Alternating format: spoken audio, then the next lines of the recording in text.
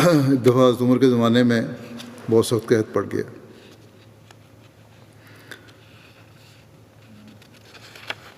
اور مدینہ اور اس کے گرد و نواح میں سخت قحط پڑا۔ جب تیز ہوا چلتی تو راکھ کی طرح مٹی کو اڑاتی تھی۔ اس وجہ سے اس سال کا نام عام الرمادہ، راکھ کا سال رکھ دیا گیا۔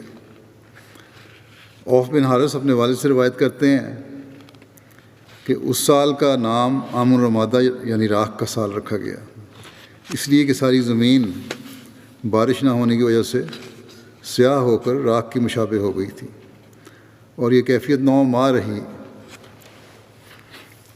حزام بن ہشام اپنے والد سے روایت کرتے ہیں کہ 18 ہجری میں لوگ جب حج سے واپس ہوئے تو انہیں سخت تکلیف پہنچی۔ ملک میں خشک سالی پھیل گئی، مویشی ہلاک ہو گئے اور لوگ بھوک سے مرنے لگے، یہاں تک کہ لوگ بوسیدہ ہڈیوں کا صفوف پیس کر اس کو پانی میں ڈال کر پینے لگے، اور چوہوں وغیرہ کے بلوں کو کھودتے اور اس میں جو ہوتا اسے نکالنے لگے۔ حضرت ابن عمر سے روایت ہے کہ حضرت عمر بن خطاب نے حضرت عمر بن عاص کی طرف عام الرمادہ میں خط لکھا، بسم اللہ الرحمن الرحیم، اللہ کے بندے عمر امیر المومنین کی طرف سے عاصی بن عاصی کے نام، تم پر سلامتی ہو۔ اما بعد، کیا تم مجھے اور ان لوگوں کو مرتا ہوا دیکھنا چاہتے ہو جو میرے پاس ہیں، اور تم زندہ ہو، اور وہ لوگ جو تمہارے پاس ہیں وہ بھی زندہ ہوں؟ کیا کوئی مدد کرنے والا ہے؟ پھر آپ نے 3 دفعہ لکھا اس پہ مدد مدد مدد۔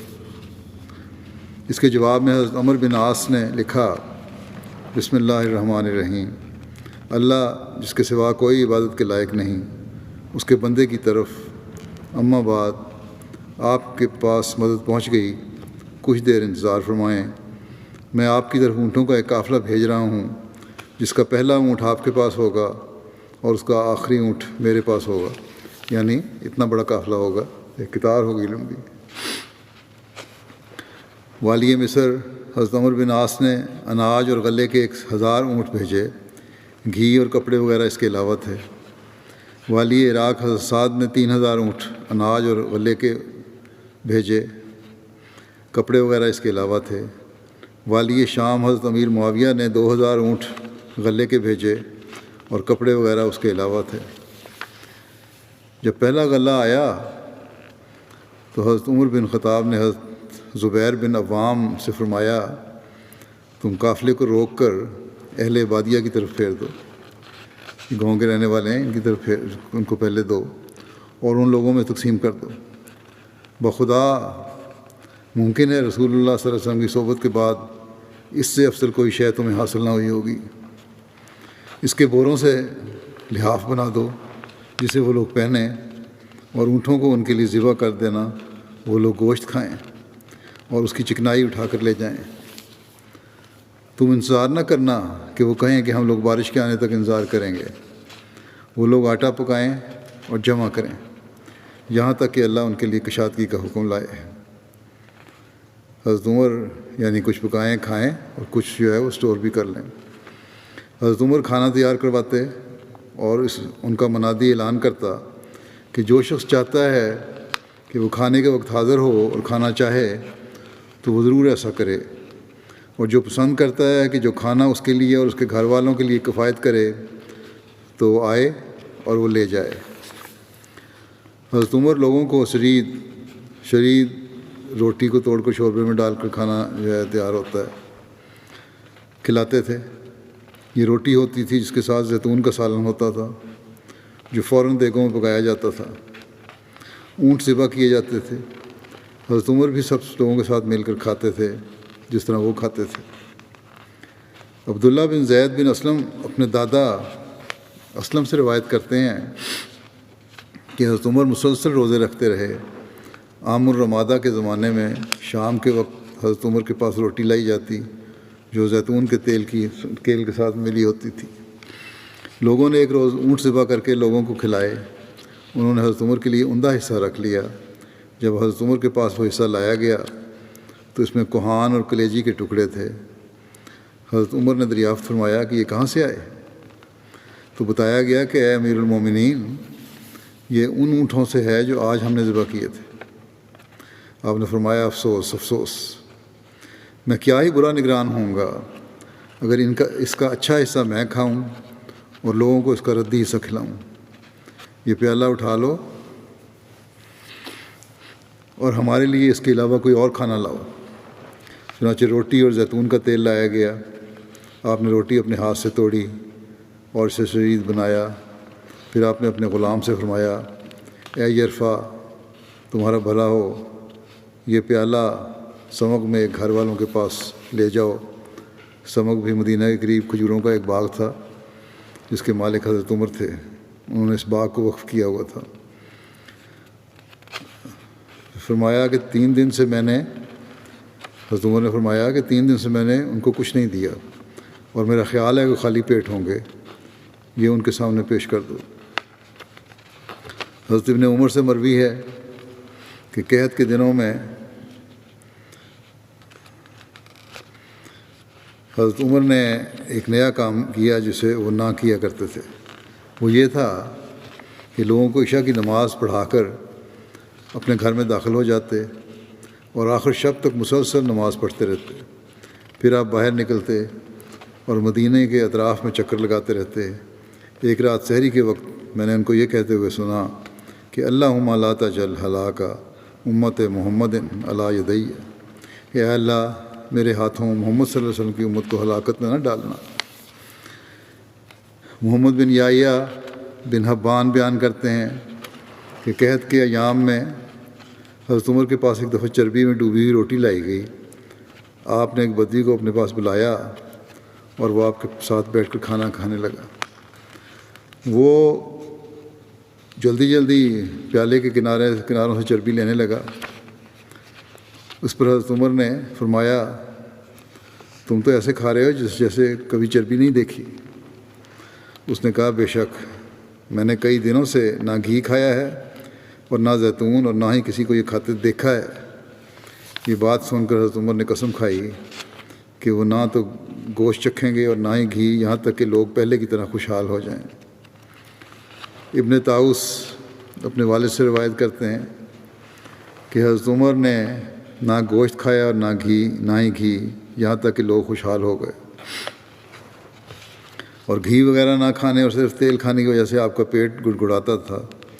آپ کہتے، یعنی اپنے مخاطب کر کے پیٹ کو، کہ تم گڑگڑاتے رہو، اللہ کی قسم تمہیں کچھ اور نہیں ملے گا تا وقت کہ لوگ خوشحال نہ ہو جائیں اور پہلے جیسا کھانا شروع نہ کر دیں۔ ایاز بن خلیفہ کہتے ہیں کہ میں نے قحط کے سال حضرت عمر کو دیکھا، آپ کا رنگ سیاہ ہو گیا تھا، حالانکہ پہلے آپ کا رنگ سفید تھا۔ ہم کہتے یہ کیسے ہوا؟ تو راوی نے بتایا کہ حضرت عمر ایک عربی آدمی تھے، وہ گھی اور دودھ کا استعمال کرتے تھے۔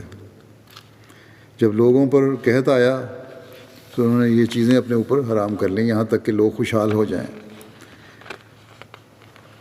حضرت عمر نے تیل کے ساتھ کھانا کھایا جس سے آپ کا رنگ تبدیل ہو گیا، اور جب فاقہ کشی کی تو یہ رنگ مزید تبدیل ہو گیا۔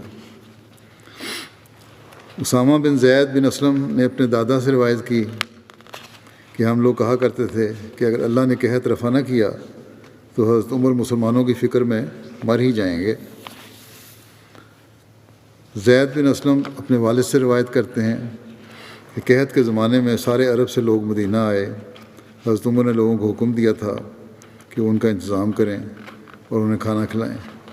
مدینہ کے چاروں طرف حضرت عمر نے مختلف اصحاب کی ڈیوٹی لگا دی تھی جو ایک ایک لمحہ کی خبر شام کو جمع ہو کر آپ کو دیتے تھے۔ صبح سے لے کے شام تک جو خبریں بھی ہوتی تھیں شام کو آپ کے پاس لائی جاتی تھیں، آپ کو پہنچائی جاتی تھی وہ خبر۔ مدینہ کے مختلف علاقوں میں بدوی لوگ آئے ہوئے تھے۔ ایک رات جب لوگ رات کا کھانا کھا چکے تو حضرت عمر نے فرمایا کہ جنہوں نے ہمارے ساتھ رات کا کھانا کھایا ہے ان کا شمار کرو۔ چنانچہ ان کا شمار کیا گیا تو 7,000 کے قریب افراد تھے۔ پھر آپ نے فرمایا کہ جو نہیں آئے انہیں اور مریضوں اور بچوں کو بھی شمار کرو۔ جب گنتی کی گئی تو وہ 40,000 کی تعداد تھی۔ چند دن بعد یہ تعداد بڑھ گئی، دوبارہ گنتی کی گئی، جو لوگ آپ کے ساتھ کھانا کھا رہے تھے ان کی تعداد 10,000 اور دوسروں کی تعداد 50,000 ہو گئی۔ اسی طرح سلسلہ چلتا رہا یہاں تک کہ اللہ تعالیٰ نے بارش نازل فرما دی۔ جب بارش ہوئی تو میں نے حضرت عمر کو دیکھا کہ آپ نے اپنے عاملین کو حکم دیا کہ سب لوگوں کا ان کے اپنے اپنے علاقے میں واپسی کا انتظام کریں اور انہیں غلہ اور سواریاں بھی مہیا کریں۔ راوی کہتے ہیں میں نے دیکھا کہ حضرت عمر بنفس نفیس ان لوگوں کو روانہ کرنے کے لیے آتے تھے۔ جب حالات ٹھیک ہو گئے، ارد گرد لوگ آ گئے تھے بھوک سے تنگ آ کے شہر میں، کھانا ان کو ملتا تھا یہاں۔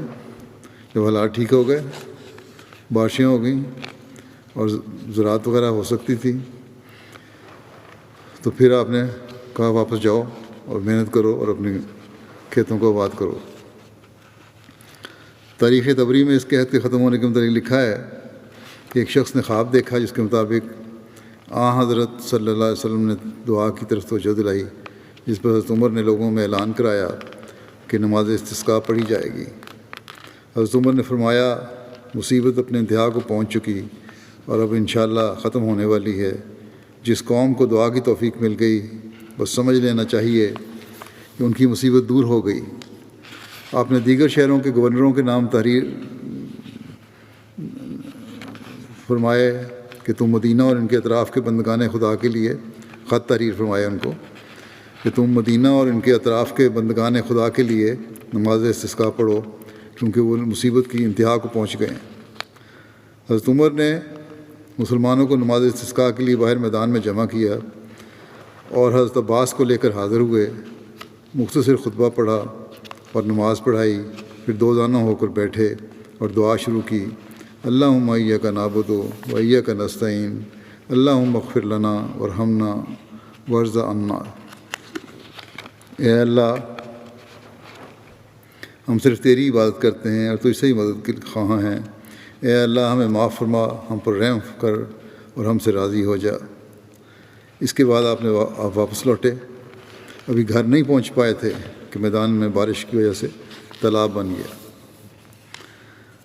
ایک روایت کے مطابق حضرت عمر نے دعا کرتے ہوئے عرض کیا کہ اے اللہ تیرے نبی صلی اللہ علیہ وسلم کے زمانے میں جب ہم پر خشک سالی ہوتی تو ہم تیرے نبی کے واسطے بارش کی دعا کیا کرتے تھے تو ہم پر بارش برساتا تھا۔